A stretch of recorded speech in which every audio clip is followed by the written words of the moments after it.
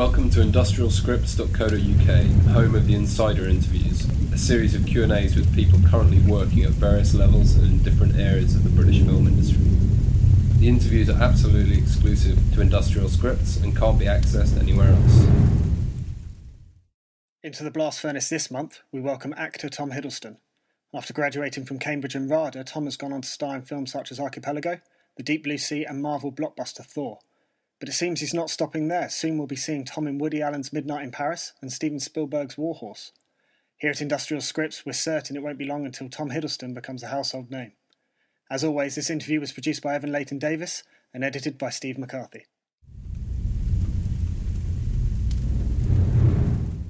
Welcome, Tom. Thank you. Thanks for joining us. Thank you. So, firstly, how early was it in the Hiddleston evolution that you realised you A, wanted to act, and B, had some talent in that area? Oh my goodness, that's a huge question. There are more to come. Recently, actually, I turned 30, and I had a big 30th birthday party. It's depressing, isn't it? It's depressing, yeah. And my sister, my younger sister, cut together a reel of footage from 1986 to 1994, which my dad had taken with his old VHS home camera, as they were, or home entertainment system, as they were called, I think. And it was really startling how much of a show-off I was as a child. And I was always forever doing impressions and doing voiceovers of trailers of a family holiday in Canada. As I think, and I remember with my cousins, I used to... I had two very shy cousins, and I would go and stay with them, and they would say, "Be funny, Tom," and I would do a little show for them. I'm going all the way back, you notice. I mean, I don't know if any of this is kind of relevant in a way, but I suppose it is. And then I had other cousins, another set of cousins, and when we went to stay with them, we could stay with them for a week in the summer. I mean, we would write, stage, direct a play, like my sister and her kind of age contemporary in that family. They would write it, and me and Matthew would build all the props, and I would always play the baddie, incidentally. But so there was a lot of dressing up and acting, and we'd do a show at the end of the week for our parents. But then I started doing it properly, I think, at school. I really was sort of caught by, around the age of 13, it was one of the things that I did. You know how, like, as you're becoming a teenager, you're starting to become aware of your skill set. You know, you might be an amazing footballer, or you might be an amazing sprinter, or you might be a painter, or you're really good at drawing, or you're an amazing pianist or a singer or something. But your talents, in a way, natural talents, are starting to emerge, and you just lean towards stuff. And I just did play after play after play. And was a cinephile like everybody else. I think all children and teenagers are movie lovers in a way.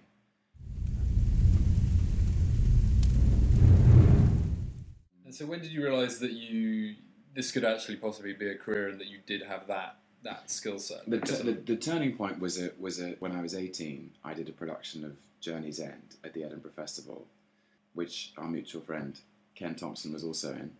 And Journey's End itself is an extraordinary play because it's set in a trench with a group of public school educated officers who have graduated from being captain of the rugby and the cricket team to being captain of a company, leading a company or a battalion of men across no man's land to fight the Germans. And it was just very well staged. I don't take responsibility for that. Everybody was impeccably cast, and somehow, without too much effort, we created a very classic production, which became a huge hit at that festival.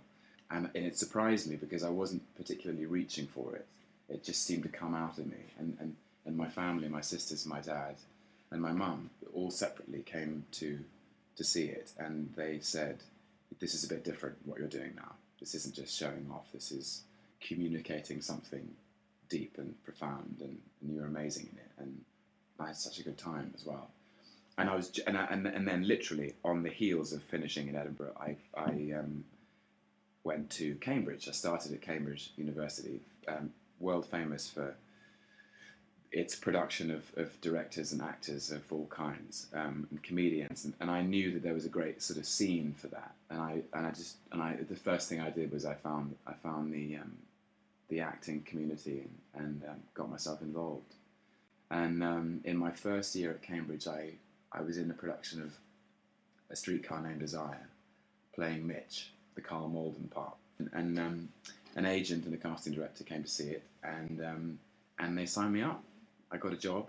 I got my first job in an ITV adaptation of Nicholas Nickleby, playing a flunky of Dominic West's character. He was playing Mulberry Hawk, and it was great. I had 5 days' work and scenes with Dominic pre-wire, and Charles Dance and James Darcy, and I was in. I was hooked, and my agent, bless her, at the time, I've got a new agent now at the same agency, but she said, don't leave Cambridge because it's a very special thing and you'll never get a chance to do it again. So what I'll do is I'll look for work for you in the holidays, and you can keep doing what you're doing. Inevitably, I never got any work in the holidays. I always got work in term time. But somehow I managed to swing it. By some twist of fate and accident, I managed to get the first twice. I think it was probably due to some abject terror that I was going to fail, because I'd spent so much time acting. And I was very bad at spinning both plates in the air at the same time. So whenever I wasn't acting, I was rigorously working, partly because I enjoyed it. But I certainly, my experience of university life wasn't conventional in any sense. I didn't drink nearly enough. I didn't party nearly enough. And I was never there because I was always off somewhere else making a television film. It was all television mostly that I did, and some plays as well.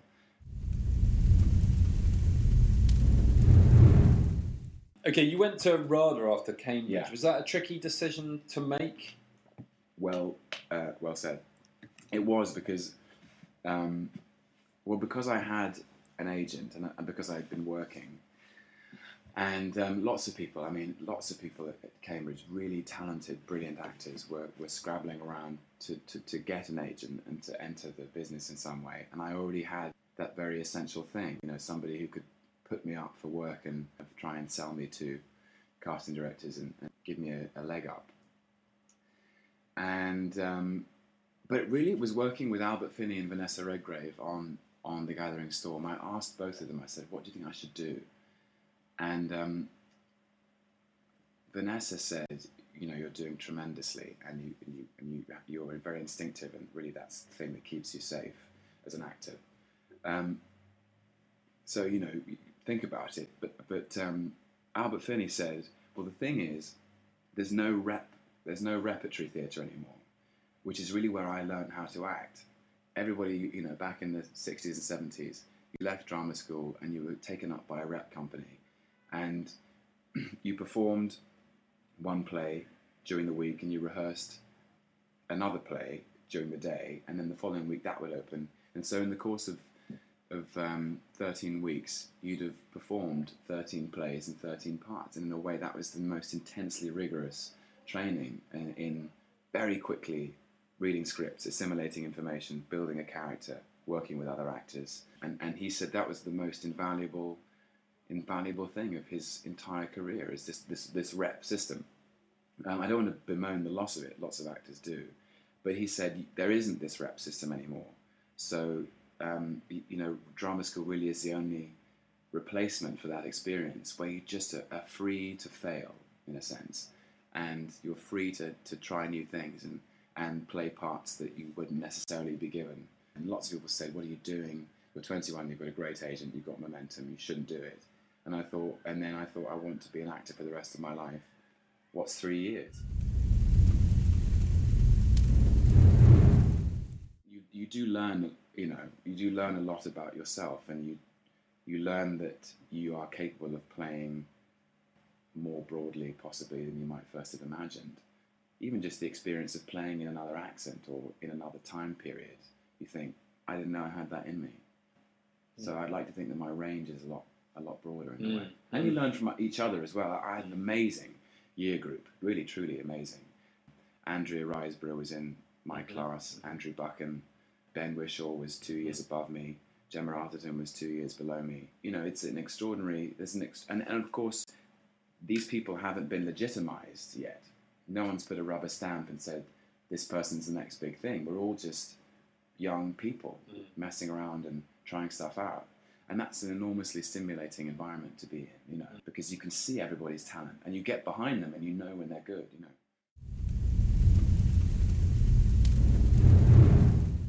Moving on to some broader questions. Obviously, actors live and die so often by script choices and their choice of project. And, you know, De Niro obviously so memorably said the talents and the choices. Which he got from Stella Adler.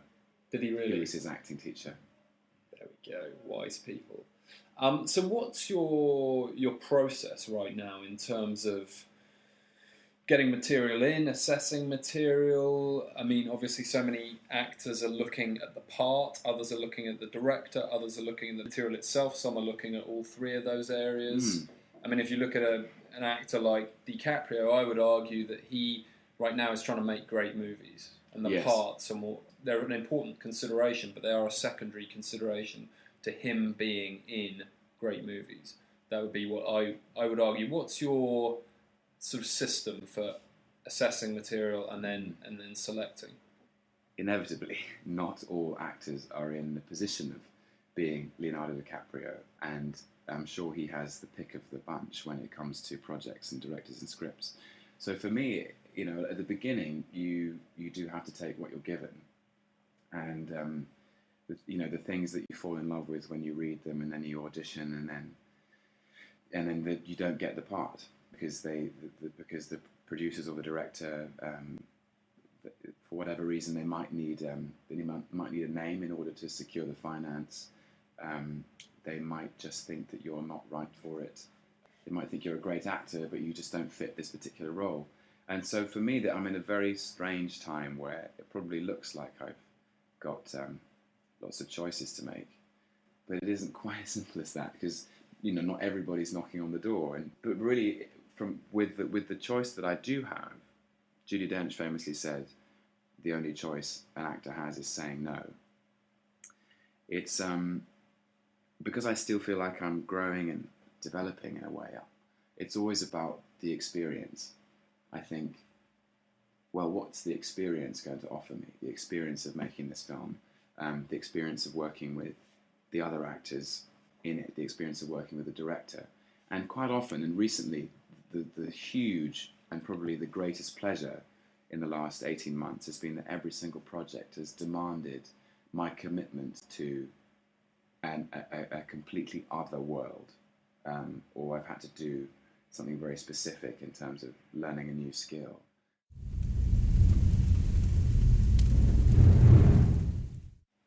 In this sort of age of Twitter, access all areas, strikes me one of the trickiest balances to strike as an actor is between generating a profile for yourself and keeping out of the public eye, so that and retaining that mystery and that mysticism. But on the flip side, of course, having that profile is becoming more and more critical to an actor's value and therefore their ability to get parts. Yes. How do you approach that, or what's going to be your plan to approaching that moving forward? I don't really have a plan. I do understand exactly what you're saying, but my instinct is to keep people guessing. I think as an actor, your greatest strength is your versatility, I suppose. That the blanker the canvas, the easier it is to project the illusion of a character onto it. I think there are many actors who do that very successfully. Are there particular genres of film that are more attractive to you than others? I mean, taking it to an extreme, could you see yourself in a Farrelly Brothers movie? There's a place for the Farrelly Brothers in this world. You know, I've said it before and I'll say it again. I was really early on the Judd Apatow bandwagon. I was like first in line for the 40-Year-Old Virgin and Knocked Up and Superbad, and thought they were hysterical. and have since kind of seek those kinds of films out when they come out. I'm such a cinephile anyway. I'm such a lover of all kinds of movies. You know, my double bills are kind of famous. I went to see Antichrist, Lars von Trier's Antichrist, on a Friday night, and then The Proposal with Sandra Bullock and Ryan Reynolds on the Saturday night. And I honestly couldn't tell you on Sunday morning which I enjoyed more, because I enjoyed them both enormously. And then the same thing happened when I was making Thor. I went to see Alice in Wonderland, Tim Burton's Alice in Wonderland, one night, and then I went to see A Prophet the next night. I did actually think A Prophet had the edge on Alice in Wonderland with respect to Tim Burton. You know, I'd love to play everything. You know, I'd love to believe that I was capable of slipping into any genre, sure. if that were possible.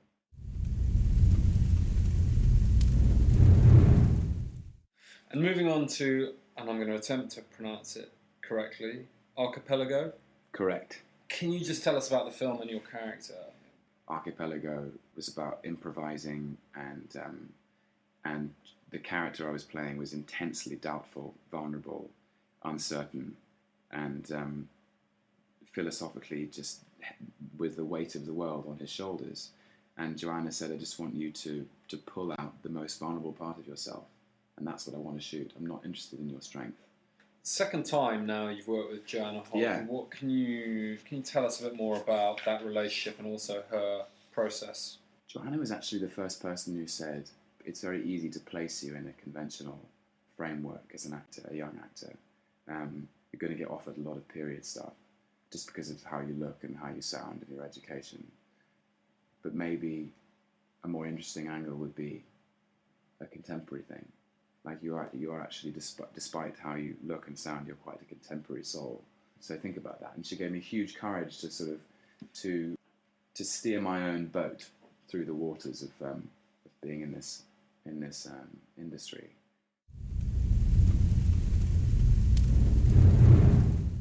Moving on to a movie at slightly the other end of the scale, Tom is Loki, the main villain in Thor. So how ecstatic were you when this particular call came in? I was just about ready to scream and dance. It was the longest audition process I'd ever been through. How many auditions? 3.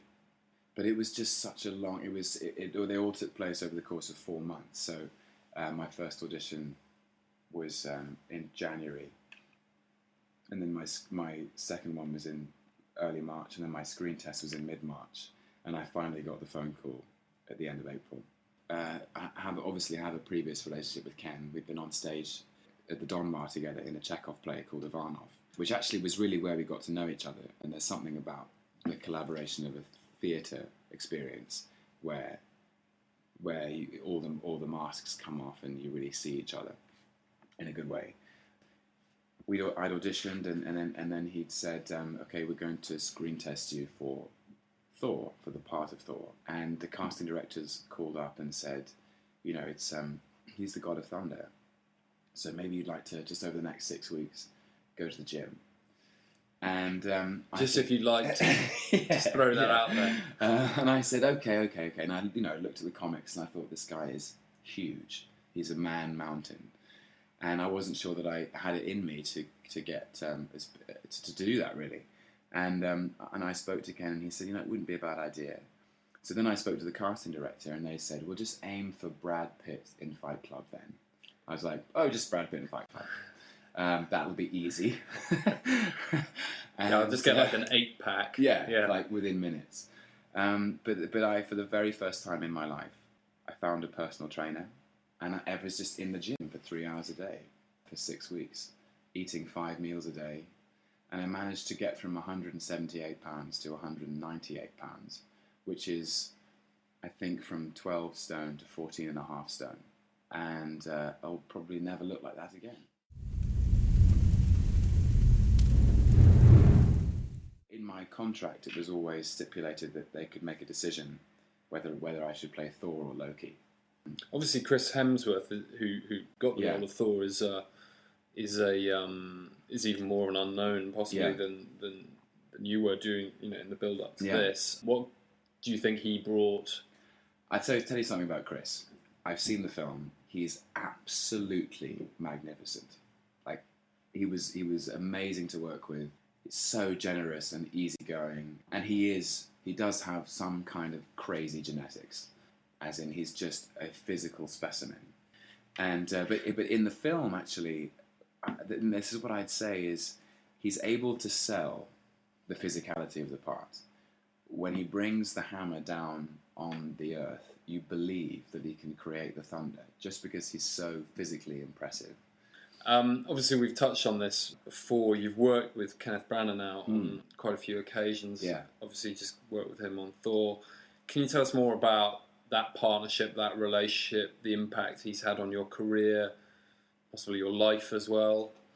Ken is magnificent. It's hard to even separate it now because I've worked with him, I think, 5 times in the last 3 years, and he would never presume to be, but he has become a kind of mentor. I've learned from his approach to acting, who he is and how he is on set, the questions he asks, his almost the restlessness of his mind in terms of searching out the truth of each moment. On Wallander, he was constantly saying, I think if I say it as written in the script, it just sounds like I'm in a generic police series.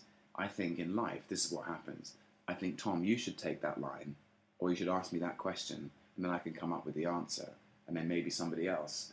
You know, he was just really, he never takes any of it for granted. He's always like, actually, what's the truth of the moment?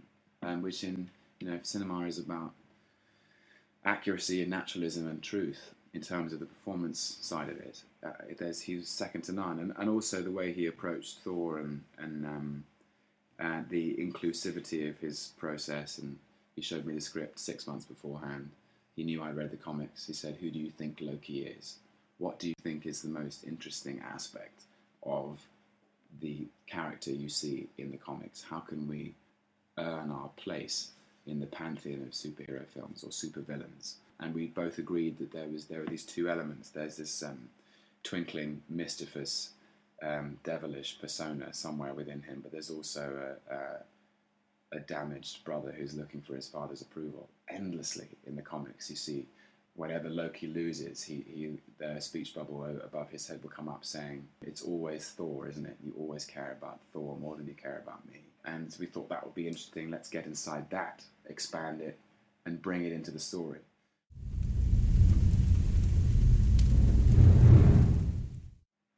Everybody needs a break. Every actor needs a break. Everyone needs a little bit of belief, and I think he believed in me. And you need people in your corner in this business, in all areas of it, don't you? Yeah, and he really has taken me with him, which is the most generous thing anyone can do, really. We did Wallander, and then we did Ivanov, and it was in the middle of Ivanov that he got the directing gig of Thor. And I mean, I'm sure people think that it was all very easy and kind of in-house, but it wasn't at all, because I had to prove myself to the Marvel people as well, and not just Marvel Studios, but Marvel Corporate, and I'm taking on something that's much bigger than me, and much bigger than Ken. It's a whole industry and a franchise of the image of Marvel and what they're trying to do, and how the comics move forward, but he must have fought my corner, and that's just it's the biggest gift. Sure.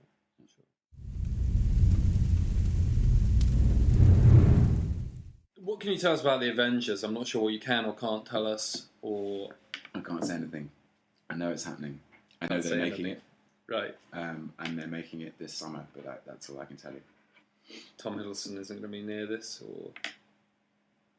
We're going to make I'm playing.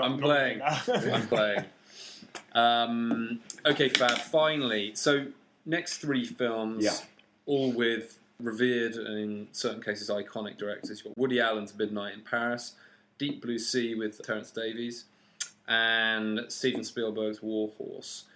Briefly, what can you tell us about each project, and also what did you learn from each director? So, in order of shooting, Midnight in Paris came first. It's Woody Allen's next film. It's opening, I think, it's the opening night gala presentation of the Cannes Film Festival. And the most I can say, really, Woody's asked me to keep the really important plot details under wraps. It was enormous fun. I was there for about 3 weeks, and all my stuff was with Owen, who's really, really great. You know, Woody's quite a remote director in terms of he's not particularly hands-on. He's not interested, I think, in process, as in he's not interested in how individual actors get to where they need to get to. He's shooting. He wants to shoot, and but he's fun. He's got a real twinkle in his eye still. I think he was having a good time on this one. It's a love song or a love letter to Paris. He shot it beautifully. Darius Konji is the cinematographer, and I really enjoyed it. It was just fun to be on set with this master, you know.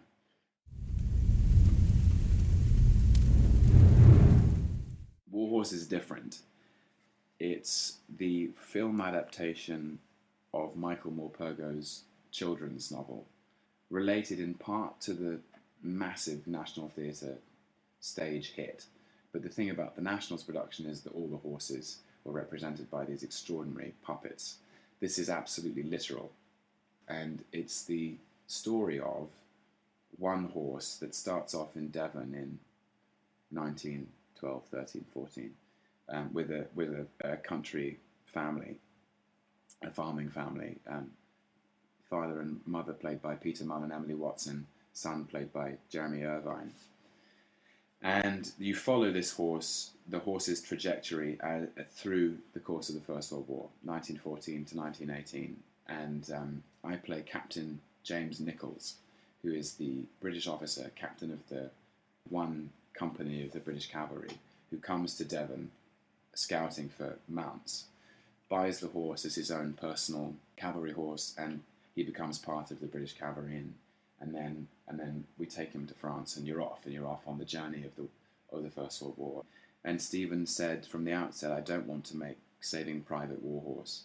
I've done that. It's going to be different. It's going to be poetic and romantic, and he wanted to retain the magic at the heart of Michael Morpurgo's novel, which is that it's very child friendly, I suppose. Or it's got of course it's got an epic scope, and it's got death and grief and pain in it, but it really is about family, and it's about love, and he didn't want to make it excessively violent because he wants families to go and see it together. I mean, Steven Spielberg is a genius. That's no secret. But working with him is one of the greatest pleasures of my life. He's so inclusive and generous, and he inspires every single person on set to do their best work. And that's from stunt directors and horse masters and his regular crew, actors. He loved being in London, I think. He loves English actors of all kinds. He loves our tradition of performing. He loves our training. He loves our discipline. And, he kept saying, none of you have any ego. It's so wonderful because you just do it and you're brilliant, but there's no Baggage. Awful baggage attached to that. But he's just a delight. And my pleasure, my greatest pleasure, well, two things actually. One thing was that I spent the entire film on a horse. So I had to become, in 2 months, a expert rider. And, that if the camera never lies, if I was rubbish on that horse, I was going to be found out. And so that was just a thrill. And we went, all of us, my section of the story is the other soldier is played by Benedict Cumberbatch, and another soldier played by Patrick Kennedy.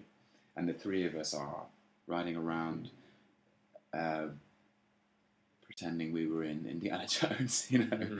But we did cavalry charges for real, and there's something else that happens also when you're doing something physical on screen, and this is probably true of anything. I've never done a sort of boxing movie, but I imagine that when the movie is about a physical activity, be it I don't know, running or riding or boxing or skiing or something. There's something that happens on its own. You're just doing the thing. You're not really acting. You're just doing it. And that's enormously releasing in a funny way. We did all the stunt stuff at the beginning, and then we had one scene inside a very, very kind of cozy barracks. And suddenly we were like, oh my God, we're having to do some acting.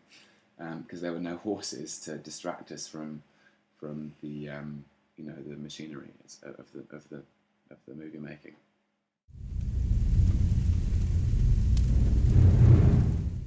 And then while I was doing that, moving on to the next one, the script for The Deep Blue Sea came along, and it's an adaptation of a Terence Rattigan play written in the 50s, I think 52, and it's about a woman, Hester, who is married to a High Court judge, enormously respected and distinguished. They share lots of cultural interests. They like the same music. They like the same poetry and books and art, and they work well together. But you get the sense from Rattigan's writing and from Terence Davis's adaptation that there has never been any passion. Do they have a sexual relationship? That's in doubt. And she falls in love with an ex-RAF fighter pilot called Freddie Page, which is my part. And he's everything that Collier is not. He's sort of filter-free. His experiences in the war have given him a freedom, an ease, especially in the 50s, that he's not starched or stiff. He's loose, and so if he's happy, he's the happiest guy in the room. If he's angry, you don't want to be there. If he's depressed, and on all the scenes in Terence's adaptation of him singing in the pub and being the life and soul of the party, and him having this extraordinarily open-necked, easy charm that she's immediately drawn to, and they have a very, very passionate affair, and Freddie's capable, I think, of giving Hester, frankly, good sex, or any sex, for the very first time in her life. But not just that, intimacy through sex. And it kind of opens her up as a woman in a way that she's never even known. I hope this role will improve or do good things for your image with the women out there. Thank you. Thanks, Evan. I'm hoping the same. It'll be like Brad Pitt, Thelma and Louise, no doubt. Well, it's not quite as graphic as that, but it's got its own English flavour, and it was nice to play someone so open-hearted. Nice to do something that was about love. That if there's any sort of unifying theme in a way, it's that you can't legislate for the decisions your heart is going to make. Your heart will lead you, and so I can't wait to see it all kind of cut together in a way, because the relationships are so complicated. Sure. So three very, very different but very valuable experiences. Well, each director just gave me so much. Yeah, and, sure. Can't wait to see him. Yeah.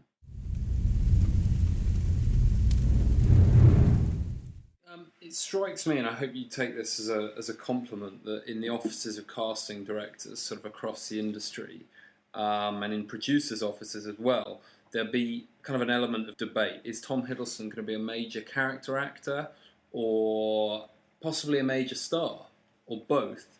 And it's perhaps tricky for you to answer this, but how do you view your own position within the whole filmmaking business and process? Because there has to be some kind of plan, I guess, and people do tend to gravitate towards one or t'other.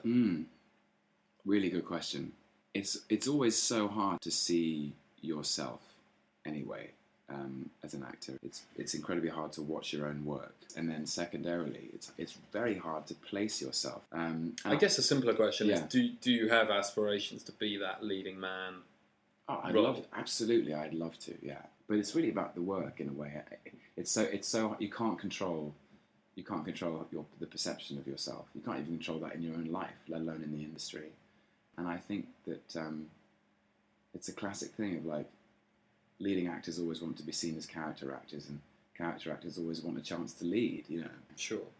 Okay, do you have aspirations in other areas of the business? Writing, directing, producing? I think further down the line, absolutely. I'm fascinated by tone and by pace and how a camera can tell a story and how the movement of a camera and the image works in conjunction with a performance or a collection of performances to make you feel a certain way as an audience member.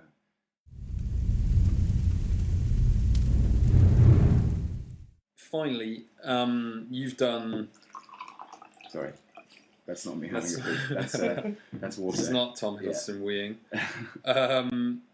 You've managed to do something that is one of the most competitive businesses in the world. You'd argue possibly that acting is the most competitive, most congested area of that most competitive business.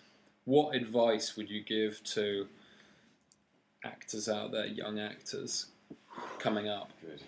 I would say to be more courageous than you imagine about what you have to give. As in, and to know yourself, know your taste, know your experience, have a good long think about what you have to bring to the table, and then be ruthless in persuading people that that's what that is. And I think it took me a while to learn that. I think when I first left drama school, I walked into meetings saying, well, what do you want? I can be whatever you want. And then it took me a while to understand, to just know who I am, and to say, well, this is what I can bring, and I'd love to do it if you do. And if you don't, that's fine. I think it really is that thing of a little bit of self-knowledge, a little bit of humility, punctuality, and a willingness to be flexible, to yield, to work with the methodologies of the other professionals. If a director has a particular process, then go for it. David Fincher wants you to do 40 takes, do 40 takes. If Clint Eastwood wants you to do 2, do 2, and be ready for that. But really, I think just to be to nurture your own confidence and make it real. Don't pretend to be someone you're not.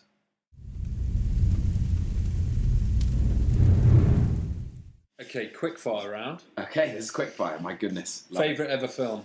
Heat. Favourite role to date? Your favourite role to date? Loki. Do you have a favourite screenwriter? Can I get 3?